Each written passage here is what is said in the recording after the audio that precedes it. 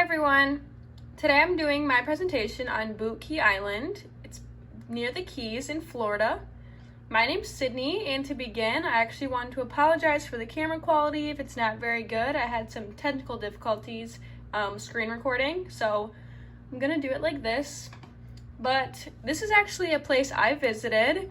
Here's some pictures. So on the right is at my grandpa, actually. We got to go in the waters and go fishing. On the left is a fish I caught. It's called a parrotfish. But I'm going to get back to my trip. So I went there in 2014. So we went to Boot Key Island, like I said. But this ended up being, honestly, the best trip I've experienced. I was there for a week. But it was awesome. It was one of my favorite places I've been to. And I would definitely recommend going. So, where is this place? The tectonic plates it's located next to are the North American plates and the Caribbean plates. A tectonic plate is, in quotes, a massive, irregularly shaped slab of solid rock, generally composed of both continental and oceanic lithosphere. So, Florida sits between these two plates, and it's not directly on both of them. Well, not Florida, but this island. It's right in the middle of both of them.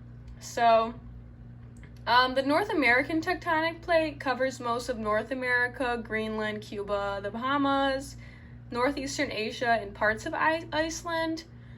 And it moves in the southwest direction. But then the Caribbean plate is active too, and it covers a lot.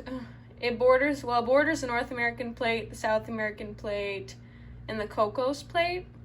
And it's also moving, but it's moving eastward instead.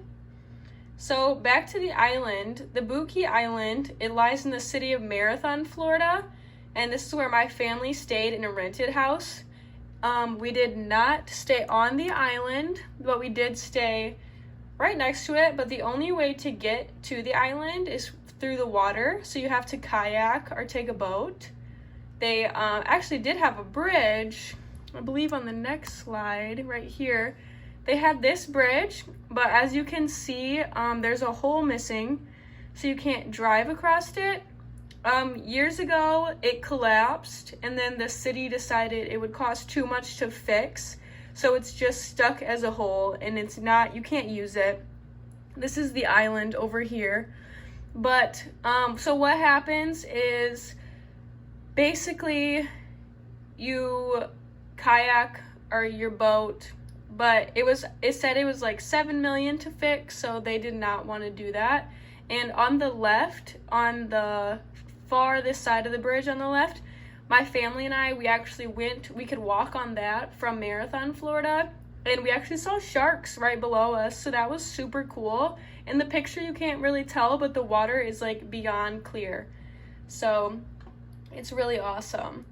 So in Florida, the main landforms of Florida are upland forest and shoreline zones.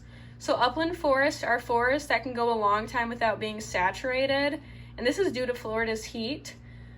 So the shoreline zones are the areas of land that turns into the water, and this is obvious since Boot Key Island is surrounded by water. And the dominant rock type of this area is carbonate rock, and also known as limestone. So the rock helps the habitat because the rain will fall through the leaf debris, becoming acidic, and this dissolves holes in the limestone where the soil actually accumulates and the tree roots find their spot, so it's easy for them. When you Google limestone, I believe on the next slide, on this slide, when you Google limestone, it explains the rock as a carbonate sedimentary rock that is often composed of the skeletal fragments of marine organisms such as coral and mollusks. And its major materials are the minerals aragonite, which are different crystal forms of calcium carbonate. So on the left, that is a limestone. The limestone's most commonly forms in clear, warm, shallow marine waters, which is what Florida's surrounded by. And on the right, I wanted to show kind of how clear it was, and those are like mangrove tree vines and things like that. So the water's very clear and very shallow around the island. Okay. So the Boot Key Island has beaches everywhere. The beaches are considered landforms because they're made up of mostly sediment deposited there by waves. The waves can also deposit sediment offshore areas that eventually turn into sandbars and sand dunes. My family and I saw tons of sandbars and tons of sand dunes there, also because it was such clear water. And my family and I also went to a nature park on the island where there's a huge bridge for sightseeing. So also, then I wanted to talk about the mangroves some more. So the Florida Keys harbors the only living coral barrier reef in the United States, and we couldn't see that because it was farther out, but we could see tons of coral and everything below that. But the water is definitely very shallow, which is good for sightseeing. So the main thing threatening this region is climate change, and this affects Florida because it's increased flooding due to the sea level rise, and there's concern about the possibility of more frequent or more intense hurricanes.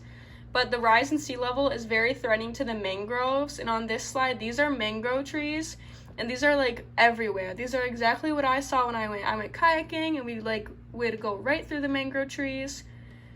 But yeah, they're definitely threatened. So mangroves are shrubs or small trees that grow in the water. I saw the fish swim around their roots. I could see like crabs around them. It was amazing. But it's causing them to be flooded, which makes it harder for them to grow consistently.